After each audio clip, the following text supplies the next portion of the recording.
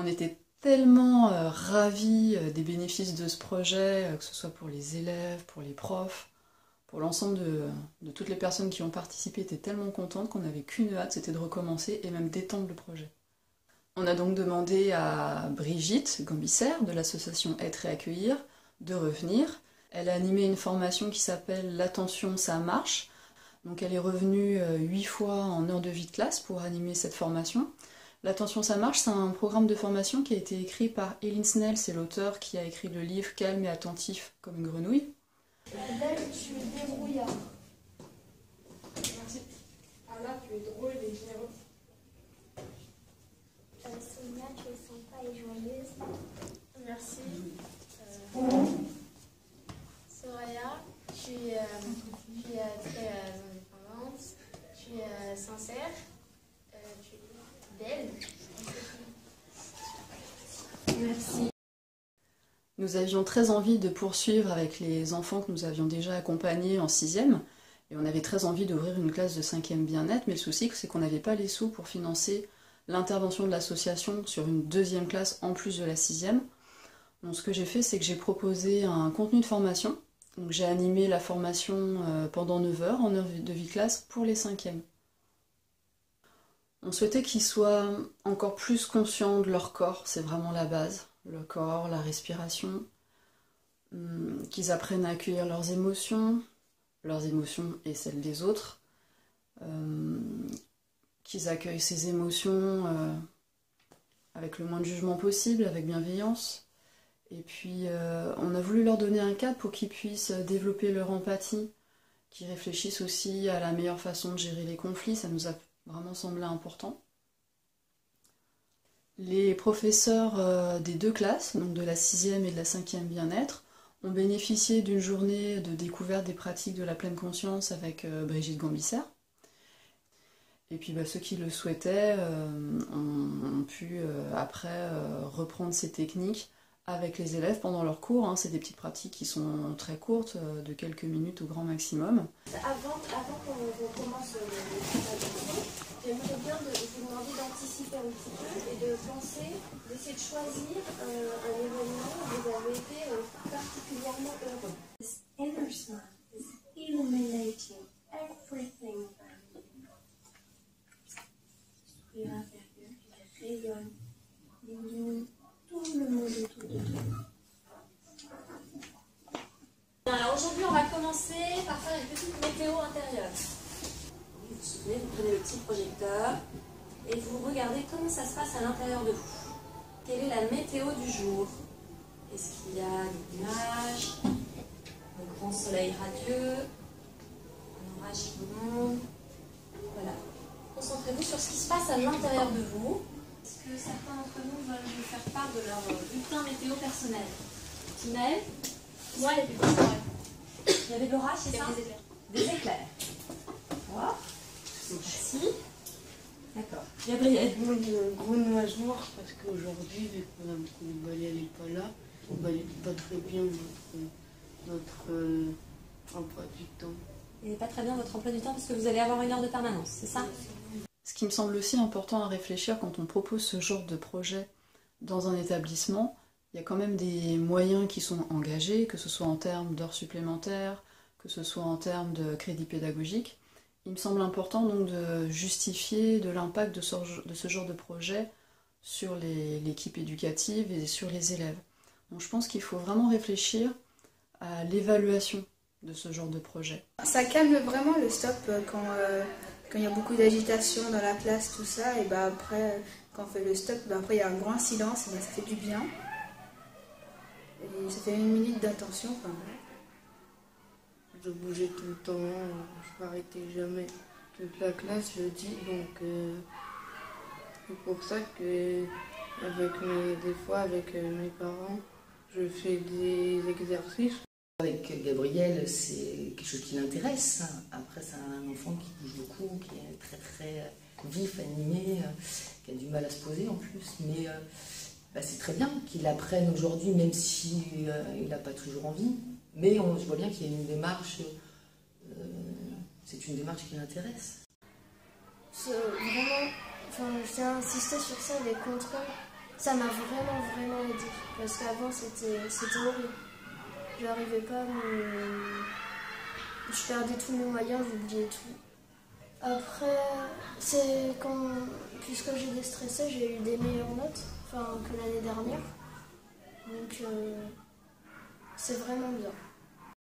Et en tant que parent d'élèves et représentante élue des parents d'élèves, je fais partie des personnes qui, d'autres parents font des retours. Et parmi les retours des autres parents, j'ai aussi des retours vraiment d'une bienveillance, d'élèves qui sont gentils. Le fait aussi d'avoir le choix entre différentes approches pour expérimenter ce qu'ils avaient appris. Et je pense que c'est très important que ce ne soit pas vécu comme quelque chose de subi, mais vraiment un apprentissage où on donne des pistes, on donne des éléments, d'autres façons de voir les choses que ce qu'on a dans les cours traditionnels. Et puis derrière, que chaque élève choisisse sa façon dont il a envie d'expérimenter, de tester, de voir comment ça résonne en lui. Au fur et à mesure du temps, j'ai remarqué que beaucoup d'élèves prenaient plus confiance en eux, qu'ils s'ouvraient davantage, et qu'ils arrivaient à se poser plus rapidement et à se mettre au travail plus rapidement par rapport au mois de septembre. J'ai eu vraiment une évolution positive. Au début, j'avais un peu peur que ça nous fasse perdre de vue le fait qu'on fait du français, mais pas du tout en fait. Ça s'intégrait bien dans le déroulement du cours, je pense. C'était pas comme un cheveu sur la soupe. Parce qu'il y avait aussi beaucoup de petits exercices sur l'attention, même l'attention quand on écoute un texte, ou l'attention visuelle, tout ça, c'est des choses qu'on utilise tout le temps en classe, dans les apprentissages en fait. En tant que professeur principal, je trouve que c'est très enrichissant de pouvoir proposer aussi ces techniques-là aux élèves et dans la gestion de classe, et aussi justement plus encore que dans la classe quand on a une classe dont on n'est pas professeur principal, pour gérer les conflits. Nous étions tellement enthousiastes de voir les effets de ces projets bien-être sur 2 classes cette année. Nous avions vraiment envie d'étendre le projet, mais à l'ensemble de l'établissement. Mais du coup, ça voulait dire qu'il fallait que les professeurs deviennent autonomes dans leur pratique pour qu'ils puissent les proposer à leur classe. J'ai effectivement pratiqué la pleine conscience avec la 4e dont je suis professeur principal. Et comme avec la 6e 2, j'ai remarqué un bien-être dans la classe. Alors au début, quand ils me demandaient des stops ou d'autres exercices, je pensais que c'était pour perdre 2-3 minutes de cours. Mais en fait, non, c'était pas ça du tout. J'ai remarqué réellement un progrès, un bien-être, et un de mes collègues qui a également cette classe leur faisait faire des stops également, et il m'a confirmé que ça leur faisait du bien et c'était quelque chose de positif. J'aimerais aussi, parce qu'il y a les temps de classe, mais je pense qu'il serait vraiment intéressant de développer le projet sur l'ensemble de l'établissement, pas seulement prof-élève, mais aussi hors de la classe. Parce que la vie au collège, c'est pas seulement quand on est avec son prof d'anglais, de maths ou de je ne sais quoi. C'est vraiment le temps quand on est dans la cour, le temps de la demi-pension, les récréations, circuler dans les couloirs, etc.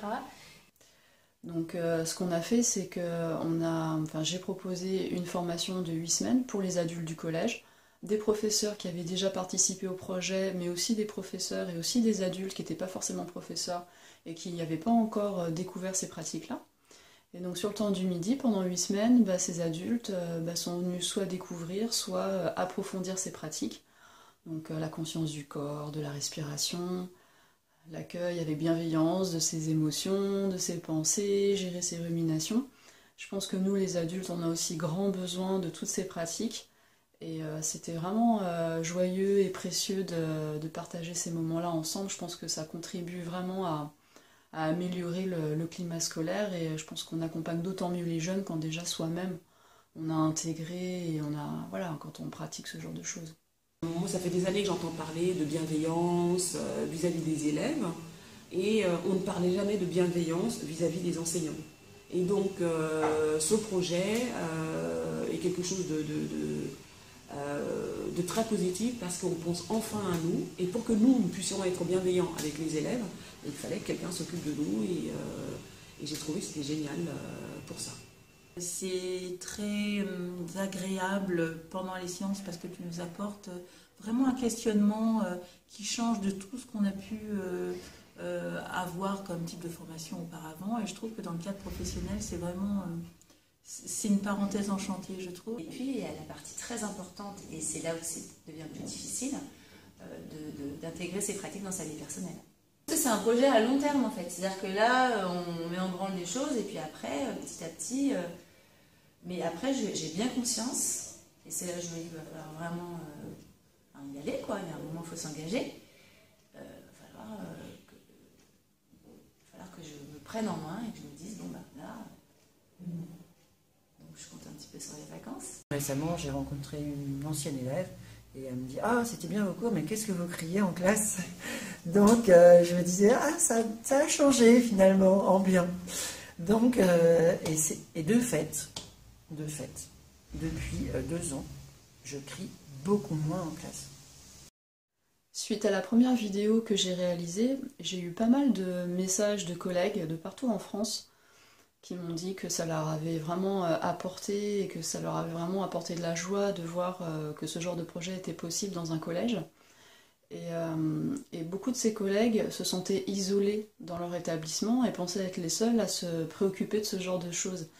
Et vraiment, j'aimerais vous dire et leur dire qu'on n'est pas du tout isolés, qu'il y a pas mal de chefs d'établissement, de parents et même des inspecteurs qui peuvent soutenir ce genre de projet. Et nous sommes beaucoup plus nombreux qu'on l'imagine en fait. Et en fait, les textes sont avec nous, c'est-à-dire que quand on lit les textes par rapport à la réforme du collège qui arrive, il y a vraiment dans ces textes les notions de bienveillance, d'accueil des émotions, d'épanouissement individuel. Et donc il y a une demande en fait institutionnelle, et ce genre de projet est une réponse concrète et efficace pour répondre à cette demande institutionnelle. C'est une bonne idée, oui, de peut-être proposer quelques sessions. Il peut y avoir peut-être, oui, 1, 2, 3 sessions pour les parents, pour qu'eux-mêmes puissent appréhender par eux-mêmes les différents outils, les différentes approches, et puis plus facilement accompagner à domicile. Parce que souvent aussi, nous, adultes, on a besoin des mêmes choses et des mêmes outils de gestion du stress, des émotions et des rapports à l'autre et à soi-même. Quand on conçoit ce genre de projet, je pense que c'est important d'être bien conscient de nos responsabilités. On a une responsabilité par rapport au contenu que l'on propose, par rapport aux intervenants extérieurs éventuellement que l'on choisit. Ça me paraît important que vraiment les enfants, les jeunes soient accompagnés réellement, qu'on soit vigilant à leur réaction, à la façon dont ils reçoivent ce qui est proposé. Et puis, en tant qu'adulte, ça me paraît important aussi d'avoir un minimum intégré les pratiques et les concepts qui sont proposés. Un projet bien-être tel que le vôtre, avec la classe bien-être, pour moi, ça devrait être mis en place dans toutes les structures d'apprentissage et d'éducation. Je pense que ce qui est important dans ce genre de projet, c'est l'état d'esprit et les valeurs qui sont derrière. Qu'on s'appuie sur de la pleine conscience finalement, ou du yoga, ou qu'on fasse de la médiation entre pairs, ou de la communication non violente, ou de la sophrologie. Finalement, ce qui est important, c'est les valeurs qui sont transmises. C'est ça aussi qui contribue à faire une communauté éducative où voilà, on a un groupe. Et je pense que ce côté-là, ce lien qui se crée entre nous tous, c'est sur ça que les enfants peuvent se reposer aussi et qui font que voilà, on a une base solide pour eux pour se reposer aussi quand eux sont en demande d'aide. Ça nous a beaucoup aidés et on est plus, on est mieux concentrés, on n'est plus agité comme avant. Alors merci. Je vous le dis plein de fois, mais merci. Merci pour les séances de stop, les séances que tous les jeudis on fait. Merci. Merci beaucoup. Merci. Merci. Merci. Merci. Merci. Merci. Merci. Merci. Merci. Merci. Merci. Merci. Merci.